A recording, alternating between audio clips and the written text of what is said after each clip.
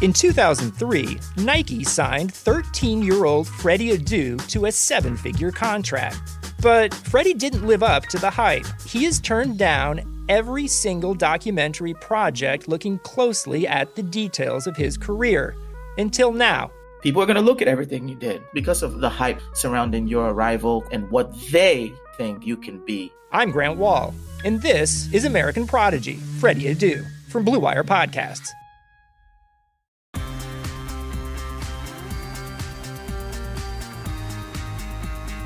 Hello, everyone, and welcome to another episode of Hardwood Knocks. This is Adam Frommel here with my fantastic co-host, Dan Favale. And we are now in the heart of the abbreviated NBA offseason, which I'm still trying to wrap my head around how quickly everything is going to happen. We're recording this on a Monday. The draft is Wednesday. Then there's only a month until the season is actually set to start. And we're already seeing a lot of big news coming out. We had Mario Hezonja opt in. We had Tony Snell opt into his player option, and even bigger news, as hard as it is to believe, Chris Paul was traded to the Phoenix Suns. We're going to talk about that. We're going to talk about the Houston Rockets' attempt to trade both of their star guards at this point. But before we do any of that, a shout out to our sponsors, as always, Indeed and betonline.ag. You'll be hearing from both of them shortly. We want to encourage everyone to subscribe to the podcast, to rate and review it wherever you are listening. And in lieu of asking Dan how he's doing, which I typically do after these intros, I want to focus on what he told me before we started recording, which is that he's not a big pasta or bread guy. And I'm still struggling to wrap my head around that. And I need more explanation, Dan. I don't know what it is about, I don't dislike it, but it's never been something I've been in love with. The carbs that I've always loved is pizza, basically, which is still bread. But I've never been I need to eat bread. I need to eat mashed potatoes or anything fries or anything like that. I don't know what it is. And I think that's probably why doing carbs only for 8 hours a week. I have my cheat night every Sunday night, as you know. I used to send you pictures of them, I think. But anyway, I guess that's why it's easy for me, is because I was never gravitated towards those foods to begin with. I was never a big mac and cheese guy. But I did eat pasta before we recorded this, the night before we recorded this. I told you I had some penne alla vodka with chicken and some pesto and penne with chicken. It wasn't bad, but again, it was just for not having had it in almost 2 years. I was eh. I'm just baffled by this. You gave me the Quinn Snyder death stare the entire time I was someone talking. who grew up in a family that had pasta all the time, and a 36-hour pasta drought is substantial in our house now. I'm struggling here. I can't believe that. And I'm wondering how many subscribers you're costing us right now with this take. The numbers are plunging because I don't eat enough carbs or don't like bread and pasta. How are you doing? We want everyone to tweet at Dan with their favorite pasta dishes. That is my call to action for this podcast. Forget about our Chris Paul takes and our draft takes and our Mario Hezonja takes. Just tweet pasta recipes at Dan. He will at Dan Favale, Favale. He will not be using them, so you'll be yelling into the great void. Adam will be satisfied, though. The Chris Paul trade, though, or should we just talk about Mario Hezonja? It's really up to you. All right, we'll say Chris Paul. So, we've had the podcast. We've already had multiple Rockets podcasts, and we'll get to the James Harden trade rumors after this. And we actually already had a Chris Paul podcast, but the trade actually goes down. And the final return, to recap, was Phoenix is trading the Thunder a top 12 protected first-round pick in 2022, plus the big name in this trade, Jalen Luck, Ty Jerome, Kelly Oubre Jr., and Ricky Rubio, getting back Chris Paul and Abdel Nader. My hot take on this trade is that I don't have a hot take. I like it for both sides. This feels like a risk that Phoenix needed to take, and insofar as it is even a risk. Yes, there's a chance maybe Paul won't be as healthy as he was this past season, but there's just 2 years left on his deal, and even if you view it as should we get peak Paul or a great version of Chris Paul, this is still only a 2-year move. I feel like the opportunity cost was justifiable because Ricky Rubio is under contract for that same length of time. Kelly Oubre Jr. was good, but I feel as a play finisher, he's kind of expendable on this team, and he was going to be a free agent in 2021. If you were really high on Ty Jerome, I get it, but he wasn't really factoring into the backup guard rotation last year when you desperately needed that.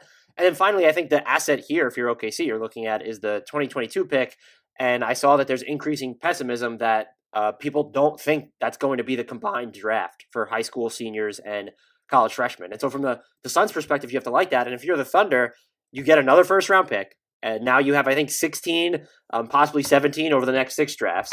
And you're getting players who can actually play. Now that you've traded Dennis Schroder to the Lakers, and we could probably talk about that briefly if you wanted to, you have Ricky Rubio coming in, and Paul's gone as well, so you technically need another playmaker. But you also have these 2 guys in Oubre and Rubio who I think you can get something for. I don't know what it is. Maybe it's more attractive if you're taking back a less savory deal. Like, I don't know if Kelly Oubre Jr.'s expiring contract gets you a first on its own. Maybe if you're taking back a multi-year deal. But now you have those options, and so you keep turning these big-name players into more bites at the apple. And for a team that's preparing to rebuild, I think that's incredibly important. And look, now they're even more armed if they want to go in on, pivot. If they want to get involved in a James Harden sweepstakes, like, they can if they want to. I agree with pretty much everything you said there. Like, my hot take was also that it's a good move for both sides. And that isn't always the case with these blockbuster NBA transactions that we see. I mean, from the Thunder's perspective, like, Sam Presti managed to take on assets to get Chris Paul and then move him for actual assets without giving up anything else of value. So that's definitely a win for them. They're continuing to build this stockpile of roughly 7,000 first-round picks in the next decade. And eventually they're going to have to package those into something, but it gives them so much flexibility moving forward because they have multiple picks in every single draft for the foreseeable future. So when a star comes available, you can meet whatever timeline is being asked. There's value in that. They're still going to be competitive. I mean, I feel like it's hard to believe that a team that was supposed to be rebuilding and exceeded expectations on the strength of a second-team All-NBA season from Chris Paul can move Chris Paul and still be a playoff contender in the Western Conference. But like, their core is now Ricky Rubio, Shai Gilgeous-Alexander, Kelly Oubre Jr., and Steven Adams. I mean, they could move Adams and continue to offload these veteran pieces. They could try to bring Danilo Gallinari back on a 1-year deal and remain competitive. There are so many options no matter what direction the Thunder want to go in, and that's a huge win for them in and of itself. With Phoenix, you and I had talked about how this was one of our ideal landing spots for Chris Paul from the start, as soon as we knew that he was going to be dealt at some point this offseason, that he's just such a tremendous fit next to Devin Booker, and the fact that they could get him without giving up Mikal Bridges or Cam Johnson, that's a huge win for them. Or number 10. I think that's big or too. Or number 10, yeah, absolutely. But yeah, I mean, it's a perfect fit. It's a veteran leader for a franchise that is young and looking to end this interminable playoff drought. And as competitive as the Western Conference is set to be this coming season, it's hard not to have them in one of those 8 spots now. Right. And look, and I think the biggest thing this does is Chris Paul is a great compliment to Devin Booker, maybe to allow Booker to play off the ball a little bit more. I don't know that he necessarily needs to. Like, I think he's shown he can shoulder this high volume role efficiently. And I mentioned this when I recorded the Suns Look Ahead podcast with Mike Vigil, was that the passes he's making, like, they're not showy or super complicated like Ben Simmons or James Harden, but they're creating shots that wouldn't otherwise be there for his teammates. Like, even if you look at him backing down smaller guards or wings in the post, and teams collapse on him so heavily now that he can throw just these simple kickouts, those shots wouldn't be there if you don't have his on-ball gravity, I'll call it. But what this does also is the Suns' offense was in the 7th percentile when Devin Booker was off the court last season. So that's bad, if you're wondering. That's actually terrible. It's the 7th percentile, 102.7 points per 100 possessions. Now, with Rubio on the court when Booker was off, it was actually worse. It was in the 3rd percentile. 99.4. You're now giving those minutes to Chris Paul. Like, think about that. Like, that is absolutely mind-blowing. And what this also does is it gives you someone else who there should be more pick and roll synergy, I think, between Ayton and Chris Paul, just because Chris Paul is an actual threat to pull up and just score in general, really, where Rubio's not that aggressive. And so that's going to open up different things for Ayton. But looking specifically at the Suns offseason now, the way that this trade was structured, I think it's pretty clear that they're planning on also trying to use cap space. And so they can have I'll have them at 16 million and almost 19 million, depending on what they do with, they have Elie Okubo's non-guaranteed deal, Javon Carter's a free agent, and Cameron Payne as a team option. I thought Carter, Okubo, and Payne, those guys were all locks to you keep their holds. They're so small. And I think Carter, you still keep because his hold is under $2 million and he's like perfect as someone. He's a guard who needs to play off the ball anyway and defends his ass off, shoots threes well. I don't know what more run in general. That's my Javon Carter take. Right, and I don't know what you do with Okobo and Payne, just because I would pick up Payne's team option based off how he played, but like you can save $1 million by replacing it with a minimum. But anyway, so they're gonna have you also have to announce Baines, Kaminsky's team option, and then Saric as part of this deal, or you can re-sign Baines and Saric and like still complete this deal. But it seems like they're going to use cap space based on how it was structured. And I don't want to guess, but it feels like they might be willing to decline Payne's team option as well, in addition to Kaminsky's and renouncing other people, since he wasn't one of the salaries included in this trade. So that they're trying to keep themselves as flexible as possible. And I don't know what names get thrown in here. People have mentioned Gallinari. Jeremy Grant seems far-fetched because the Nuggets need to keep him, in my opinion, and can pay him more than anyone. But there are other names that can fit here. And now all of a sudden, it's not just, we're a team on the come-up. You have Chris Paul to sell prospective players on now.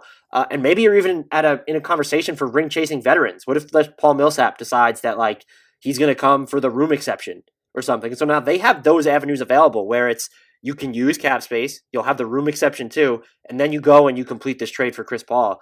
I don't know if any names, if you looked at free agent targets for the Suns, but like you mentioned penciling them in to one of the 8 spots in the West. And from the way it looks like this deal is going to unfold, I feel like you have to, because they're not done, is how this feels.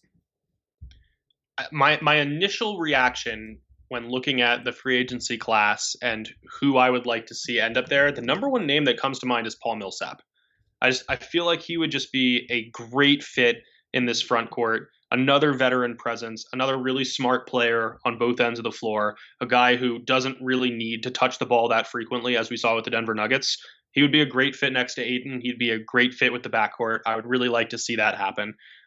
If possible, I would like to see them try to swing some sort of move for Rudy Gay. I think he's another really intriguing fit with this team. But I think that's like the level of signing that we're looking at here. Like if Gallinari is willing to take a discount and come play there, great. I think that's slightly far-fetched given the financial situation. But yeah, I think Millsap is number one on my list here. Yeah, I'm curious what free agents they enter the fold for. They could have the money, I think, to go after Gallo, but I don't know that you necessarily need him when you have Chris Paul and Devin Booker. Like if you want another shot, I guess you still need that set. You want like a third shot creator. But there are so many options available, and they might just go low end too. Like you could bring back Saric and then go chase Alec Burks and Paul Millsap. Like there are a bunch of stuff that they could do now. 2020 has already reshaped how we work, and it's almost over. Businesses across the globe are challenged to be their most efficient, which means every hire is critical. Well, Indeed is here to help. Unlike other sites, Indeed gives you full control and payment flexibility over your hiring. You only pay for what you need, you can pause your account at any time, and there are no long-term contracts. And now, Indeed's new way of matching you with candidates instantly delivers a short list of quality candidates whose resumes on Indeed match your job criteria that you can contact the moment you sponsor a job, making Indeed the only job site that can move as fast as you do. Right now, Indeed is offering our listeners a free $75 credit to boost your job post, which means more quality candidates will see it, and fast. Try Indeed out with a free $75 credit at Indeed.com/Blue Wire. This is their best offer available anywhere. Go right now to Indeed.com/Blue Wire. Offer is valid through December 31st. Terms and conditions apply. Before moving on from this deal specifically, for the Thunder, what's the over-under on the number of first-round picks they've yet to acquire? I'm just looking at Rubio. I'm looking at Oubre. Like it feels like they're also going to be among the teams that aren't done. And look, they might be able to sign and trade Gallo depending on what teams are interested in him. And it feels like I'll set it at 1.5. Are you going to take over? I'm going to take the under just because I think that the franchise has shown that it can rebuild while remaining competitive. And just by taking Rubio back along with Oubre, I think it's another indication that they don't want to just bottom out. And if you're moving Steven Adams, you're trying to bottom out just because you don't have another option to fill that role. So I think that they know that they can attempt to compete for that 8th spot in the West, whether successful or not. Just getting to play in the postseason would be a benefit, but not necessarily a disaster if it doesn't happen, while still having so much asset juice to make a move whenever an opportunity is created. So I don't think they need to make any subsequent blockbuster moves or blow it up moves, because this roster is uniquely positioned in a way that it can remain competitive while also doing a fantastic job from the rebuilding front. And looking at the Western Conference playoff picture, like in the aftermath of this, since we're penciling the Suns in, let me go through the teams that we think are going to be guaranteed to go in. So we have the Lakers, the Clippers, the Nuggets, the Jazz. The Jazz. Do we throw the Warriors in there? I think you have to. I would too. With Steph, Clay, and Draymond. So now things get interesting because of the shit show in Houston. They're there. Oklahoma City, Portland, Dallas. Can we safely rule, is Houston going to be the worst team in the Western Conference? If they do end up moving Harden. That's just the natural segue here. So the James Harden wants out. Like, that was reported by Shams Charania now. Like, it's been inching towards that, where it was, what was the phrasing Tim McMahon and Woj used? And the plausible eventual possibility is now a reality. He wants out. As Shams also reported, it's Houston's willing to keep both him and Westbrook, which I actually think is smart. I don't know how realistic it is. I've been on team run it back from the start. Well, look, here's the way I'm with you. And I know it's hard to exist like this in a vacuum if your stars are actually that unhappy, but James Harden has 3 years left on his contract. And then if you want to blow it up, I would make the case that next summer is the better time to do it, because Harden's value isn't going to dip. He'll still have 2 years before he can hit free agency left on his deal. And you have the benefit of Russell Westbrook being closer to free agency, where maybe it's like, okay, 2 years and $91 million looks a lot better than 3 years and 132.6. So I would run it back. Do you expect them to? Like, I won't even say start, because we're so close. And by the way, the best way I've seen this phrase, someone pointed out, the NBA's, there's usually 3 months between the draft and the opening of training camps. And this year there's going to be 11 days. Like, that is absolutely mind-blowing to me. Anyway, do you think James Harden finishes the season in Houston? Before we get to the nitty-gritty granular I don't think he starts the season in Houston. Really? Look, there's a point of no return with these things. Like, when it's clear that both sides want to make changes, it's so hard to squeeze those players back into the locker room.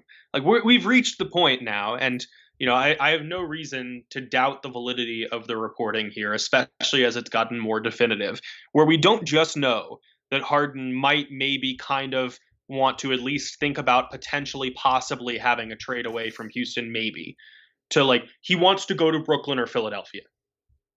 Right. And I don't know how you come back from that. Yeah, I would argue they've reached the point of no return, but there's a lot of stuff needs to come together for this to happen by December 22nd. And part of it is Houston has to know that if you're trading James Harden, you aren't getting fair value back. There's no one that is going to be willing to trade equivalent value for a top 5 player in the NBA still in the heart of his prime, an offensive system unto himself. Like, are you going to ask for 8 first-round picks and a young superstar? Like, it's not going to happen. So, like, if they're making this move, it's because they've accepted that they have to move him, which I think opens the door for lesser returns and more realistic chances of him being moved expeditiously. And that's a good point. I would say, regardless of what happens, Rockets fans should probably brace themselves. And look, I'm gonna criticize Tillman Fertitta until forever, because he's just a terrible NBA team governor. I don't know why they let him buy into the league, it seems like. However, I would, if I'm fans, even if you had Daryl Morey as your GM navigating this, I'd be prepared to get back less than you would expect, just because James Harden is a top 5 NBA player. I'm not arguing that. He gives you a line to the postseason on his own. He's one of those few players that does that. He's 31. And so you're talking about his age 32, 33, and 34 seasons. Those are he's also 31 with a game that's going to age well. I think it's important we say. Okay, so I'm going to push back a little bit on that. There has been a shift in Houston where, if you watch footage from Harden, by the way, of like 2013, so explosive, just completely different player. So no, his game isn't prided on athleticism, but he has missed like barely any games since he's been in Houston during the regular season. And when you look at some of these usage rates, 40.5 in 2018-19, 36.3 last year, 36.1 the year before. He has some really high usage seasons under his belt. I think the next 3 years of James Harden are spectacular seasons, but you can't give up what I don't think you could give up. I mean, unless you're getting another star as part of it, like when you look at what the Clippers gave up for Paul George, they traded for Paul George and Kawhi Leonard. The best way I've heard it phrased is that the Thunder found a way to trade Kawhi without ever having him on their roster.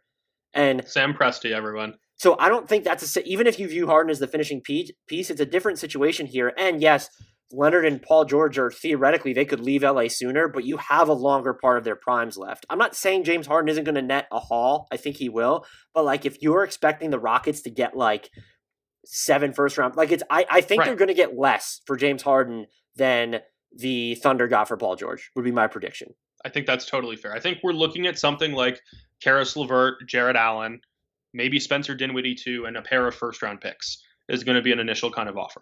Yeah, let's talk about the two teams you mentioned. Brooklyn, they have a very attractive trade package if you're not looking to rebuild. The issues, I think you would go LeVert, Dinwiddie, Allen as the base, and then you're throwing in distant future picks. Maybe beginning, you could throw in number 19 after the draft, but 2023 and 2025, putting that in play, maybe betting against the Nets' future, throw swaps in there. You can, and then what are the protections on, the distant picks? That stuff all matters. I don't think that ends up being the destination. Like, unless teams are really intimidated by what Harden could do with 3 years left on his deal, because Dinwiddie's going to be a free agent after next season. Jared Allen's going to command more money. LeVert is on a great contract. He's also 26, so you're not getting like that high upside there. Unless you're able to suss out a third and fourth team to where they really value Dinwiddie and LeVert and these pieces to send back higher end assets toward Houston, I don't know that this deal gets done. However, do you think the Rockets are going to want to rebuild as part of a James Harden trade? Is there a scenario in which James Harden is gone leading into this season, but Russell Westbrook is still there? Probably. I think that's more likely than vice versa at this point. Then if you're resigned to that, then the Nets package, I think, gets a little bit more attractive because there's that push to win now then. Yeah, and ultimately, I think that's what will end up happening. That's my initial speculation as to what the actual outcome is going to be, is that he's going to be in Brooklyn and it's going to be a disaster. You think he's going to end up in Brooklyn? I find that interesting. Yeah, it seems clear that he and Kevin Durant have been talking about that possibility, and we know what's happened the last time Kevin Durant was talking about a free agency possibility. They seem to have the most realistic and attainable package. I mean, we could talk about like Mitchell Robinson, RJ Barrett, and picks for the New York Knicks, but Harden's not going to want to go there. Like, he clearly wants to be on a competitive team right away. Philadelphia, if Houston is even willing to trade with it, given Daryl Morey's departure and subsequent hiring by the 76ers, they're not going to give you Ben Simmons or Joel Embiid for him. You don't think they would give up Ben Simmons for James Harden? I don't think so. I think that's the swap that's staring everyone in the face. I think that if you're Houston, you're probably having to do something else as part of that deal, just because Simmons is exponentially younger. He's not better than Harden. I want to make that clear. But you would probably have to take back Horford. It would be Horford and Simmons, let's say, for Harden and Rocco. Just given the potential animosity between the two franchises and Tillman Fertitta's disdain for having to spend money, I can't see him wanting to take on that kind of contract, because it automatically limits what he can do for the next few years. Yeah, so I keep coming back to Brooklyn. That is the problem, is because with Simmons, he's like so cheap relative to Harden, who's at like basically $40 million, that you need to include more money in there. Like Simmons for Harden does not. I'll double check it, but I'm just math in my head. It does not work straight up. So, and if you're the Sixers, it's like, okay, Harden's better now, and I know you're very win now, but Ben Simmons is, what is he, 22, 23? Like, so it's tough. So you can't do that by itself. Like, do you even want to give up is Josh Richardson and Ben Simmons? Like, feels like too much for Harden on the Sixers part. And if you're getting Ben Simmons and you're keeping Russell Westbrook, not the best fit in Houston. If you're tearing everything down, I think you absolutely want to rebuild around Ben Simmons. Like that. I would in a heartbeat. Yeah. That would be the smartest play here. The wait is finally over. Football is back. You might not be at a game this year, but you can still be in on the action at BetOnline.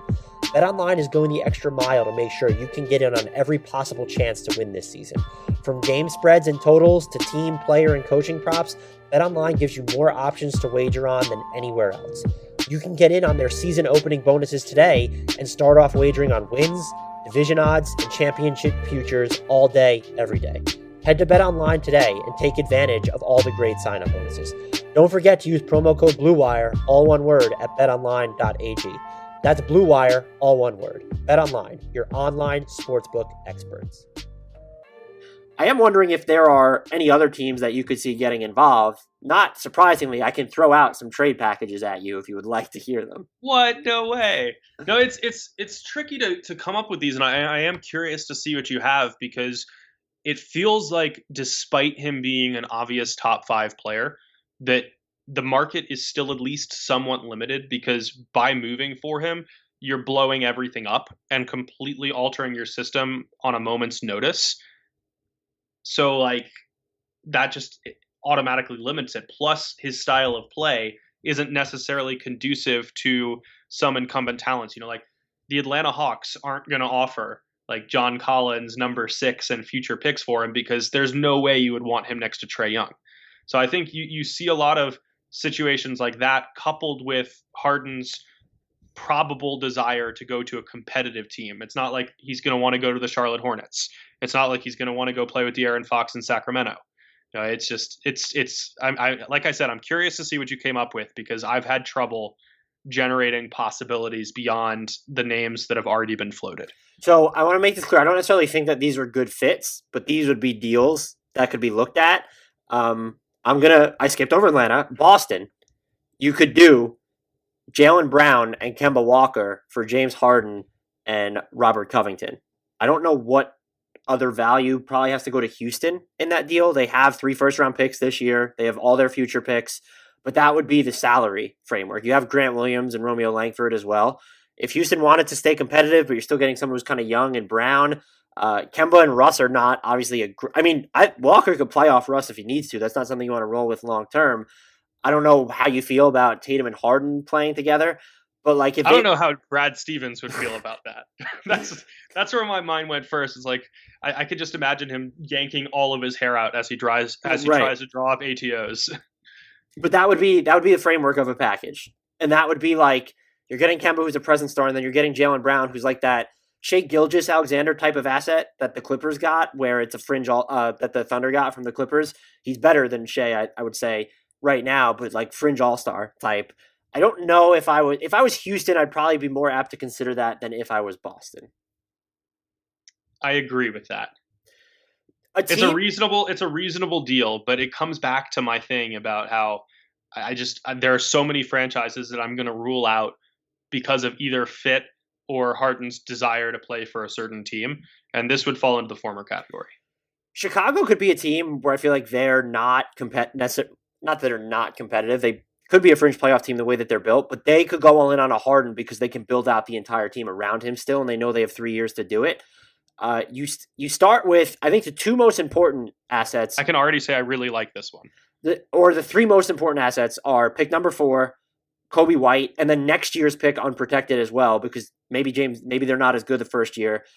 And then I don't know how you flesh it out from there. Is Zach LaVine a must include? You have Wendell Carter Jr., you have Larry Marketing, because I would think if Houston goes towards this package, they probably prefer to rebuild. And I don't think Zach LaVine his salary's palatable. He's a good player. But if you're keeping Westbrook, he would make sense. And if you could get him out of Chicago, I think you do that. But you could also go we'll take Larry Marketing and Wendell Carter Jr. and will you give us another first or something? Like I'm not saying they get all 6 of those things, but they do have other money. They have Otto Porter Jr.'s deal as like a placeholder. Like that's $28 million right there, and it comes off the books. So if you have to keep him if you're acquiring Harden. You think LaVine, you have to keep him? I think you have to keep him and Otto Porter. Oh, those 2? Well then, yeah. I think the package that you suggested, Houston comes back and asks for both Wendell Carter Jr. and Lauri Markkanen, and then settles for one of the 2.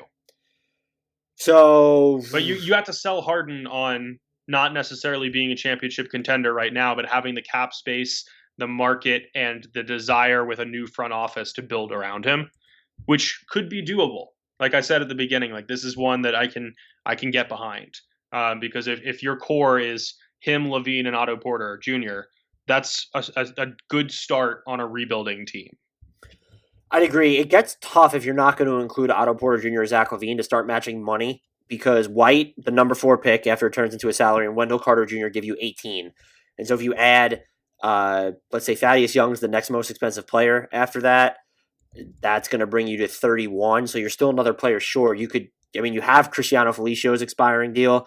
You have Thomas Satoransky, but now you're getting into like 5-for-1 situations. So that's why I think Porter might be, or Levine would be appealing, because they kind of soak up 2 to 3 players worth of salary on their own. If I'm Houston, is what I'm pointing at. And if I'm Houston, look, if I am trading Harden, maybe the return isn't what fans are expecting. I'm not making concessions as part of this deal either. It's like, you know what, if you don't want the partial guarantee on Thaddeus Young in year 3, then I'm not making that deal. But I think they're a team where it's like they're clearly not on Harden's list. They're not ready to win. I could see them doing something like this, but I also agree with you. I would lean towards you want to keep Zach LaVine as part of that, because then you sell him Harden, you're still the guy. It's a 2-star base with someone in Zach LaVine who's easier to fit around you, and then you flesh out the team from there with what, because you're trading all these picks and prospects I don't necessarily know, but it would certainly make Chicago interesting. Then you just absorb Al Horford's contract and take on bad money, and then you go from there. The Warriors, what if they do the Andrew Wiggins number 2, the Minnesota pick, let's say 2 swaps and then 3 future first-round picks unprotected? And that might even be too much. But I'm saying, what if they went to Andrew Wiggins number 2, the Minnesota pick next year, and then flesh it out with as many picks as you need from there? Would you like that for either side? I'm genuinely asking. I think so. Really? Yeah. I think it's especially appealing from Houston's side, just because you can recreate the franchise in whatever way you want. You can be the latest team to take a shot on Andrew Wiggins and hope that maybe you get something out of him. And you have so much asset juice down the road from an organization that is leaving no doubt that it is taking advantage of an extremely limited title window with no hope in the future. Because if Golden State is doing that and you ask for those picks to be unprotected or as lightly protected as possible, knowing that 3 years down the road, when the Curry, Klay Thompson, Draymond Green, James Harden core has aged out, that those are going to be very valuable picks. Golden State would also just become the most hated team in the history of basketball. Can you imagine the reactions if they went from, having this big team that added Kevin Durant to losing him and then trading Andrew Wiggins and the pick that they lucked into because of the injuries during their one down year for James Harden?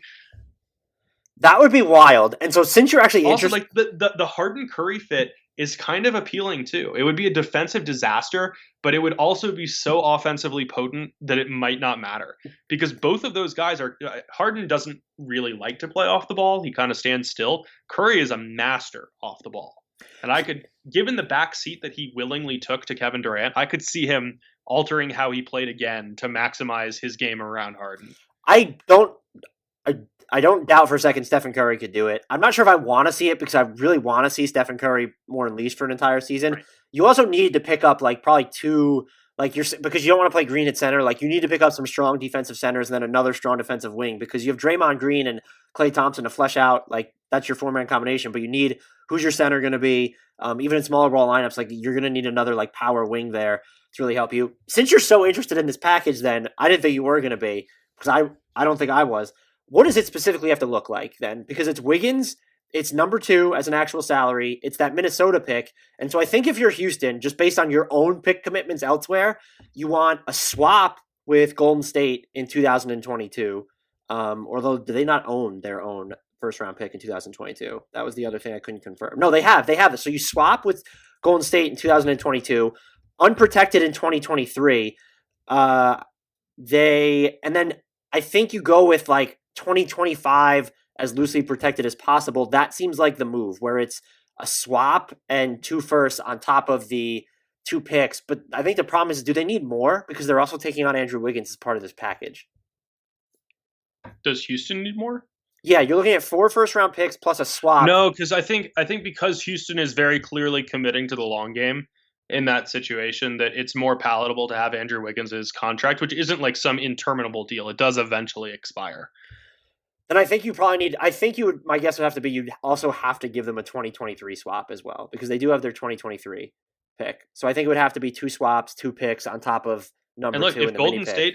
If Golden State thinks it can win with the Harden, Curry, Green Thompson quartet, it doesn't care about those future pick swaps and outgoing draft picks because it's trying to capitalize on the window that's open right exactly now.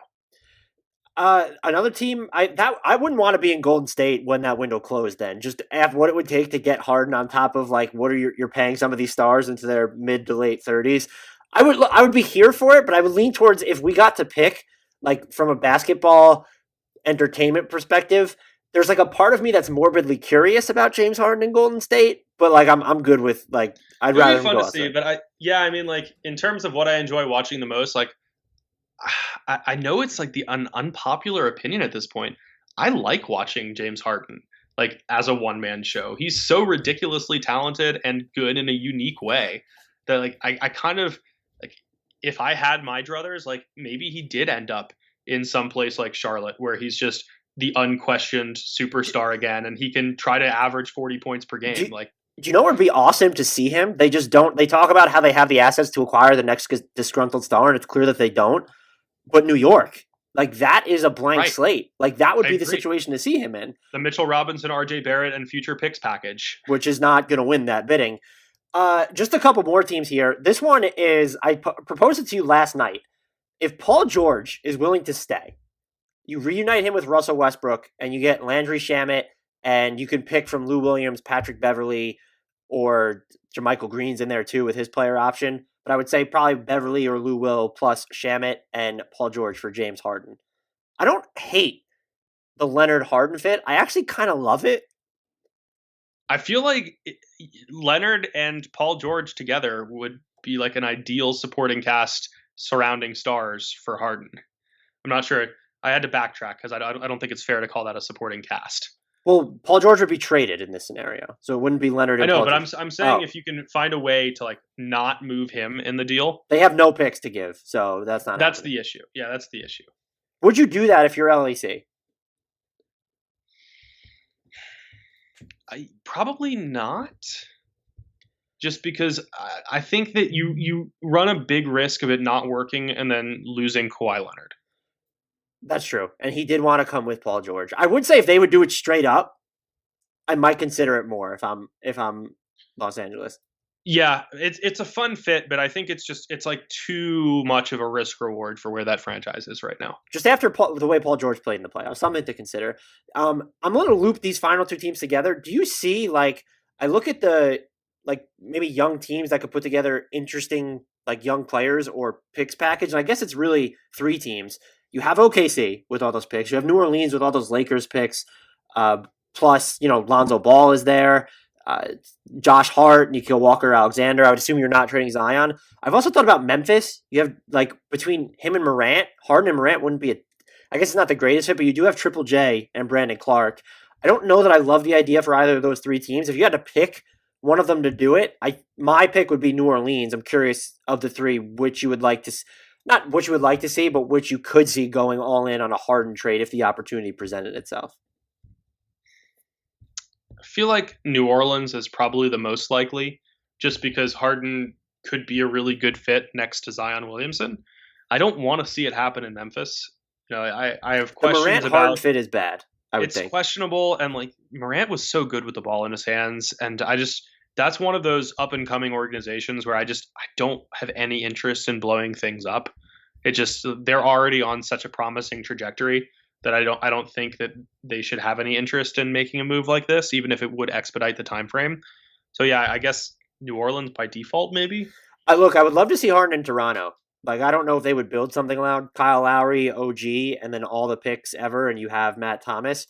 And I don't actually want to see Kyle Lowry leave Toronto because he is my emotional muse. I feel like Kyle Lowry is like, if I was a basketball player, I'd want to be Kyle Lowry. I would run through a brick wall right now for Kyle Lowry, but that would be a team I'd love to see him on. I did finally want to ask you really quick about that Lakers trade. Dennis Schroder going from the Thunder to Los Angeles for Danny Green and the number 28 pick. Free agency needs to play out for me first because the Lakers wings right now, like actually true wings, are LeBron and Kuzma. And that's not like defensively like you want. I know Kuzma's gotten better and LeBron played better defense last year. you need someone, like you had Danny Green to go up against some star wings. I know you could still re-sign KCP, but like they need another player in that like 6'6" to 6'8" range. And even Danny Green was undersized for certain matchups, but I kind of felt like Danny Green's been on 3 title teams. It didn't happen on accident. I know he shot 29% in the finals, but like and he was still valuable. Yeah, but it wasn't an accident. And so to give up him and a first for Schroder, who is, look, you're betting on, he shot a career high from basically everywhere on the floor last year, which makes it an outlier. So you're betting on that continuing. And while the talent around him will be better, the Chris Paul minutes, when Chris Paul was off the court, the no Chris Paul minutes in OKC were not pretty last year. And he had Shai Gilgeous-Alexander with him and Steven Adams and Gallo for some of those minutes. And you're actually not going to have that deep of an offensive supporting cast around you in Los Angeles. Look, I need to see free agency play out. They can make other moves. Maybe they're signing. I don't know if them signing Wesley Matthews would make me feel a lot better about this deal, because Danny Green in your first round pick was the move, short of it also including Kyle Kuzma. That was your move this offseason. And you turned it into Dennis Schroder, who I get is appealing because he's going to be a free agent next year when LeBron will be a free agent. So now you have a ton of flexibility should you want to maybe do something with cap space or just to get creative depending on which contracts you give out this season. I'm just not a huge fan of it. And I would think if you're trying to win a title for this team, I feel like the plug and playness of Danny Green as a 3-and-D player is more valuable to me than Dennis Schroder. And again, if they sign someone or 2 people in free agency that renders this mood, I'm not trying to shit on the Lakers. I think it's a worthwhile risk. I think people were kind of overselling the no-brainerness of it all, though. I mean, I think the Lakers lost the trade. All right. They could turn it into something salvageable, like you mentioned, with free agency pursuits to fill in what was lost with Danny Green. But I would rather have Danny Green than Dennis Schroder for this team in a vacuum. And they're the one that gave up the pick to make it happen. So by definition, I think that they're the losers of the deal.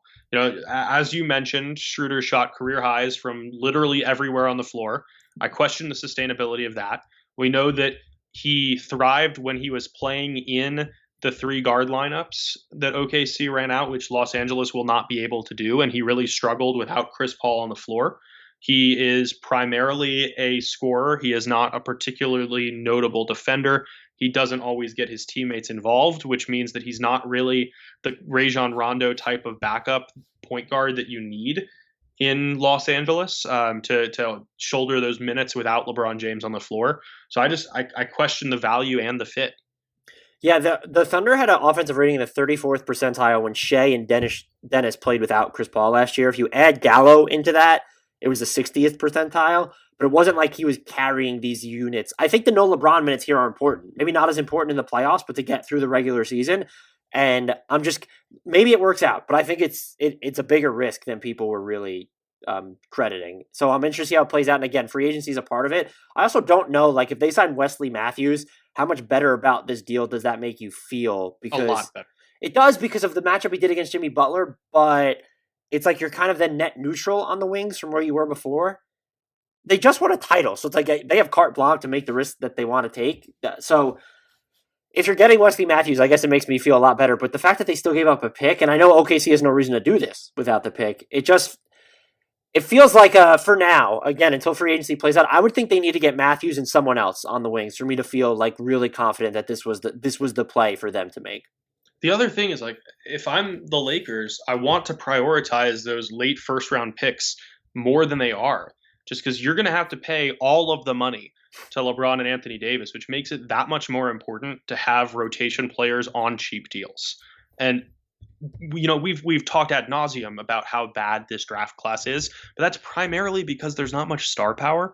There's a significant amount of rotation potential in this draft as you move out of the lottery. There are a number of intriguing upperclassmen who are going to be entering the NBA in a weird set of circumstances.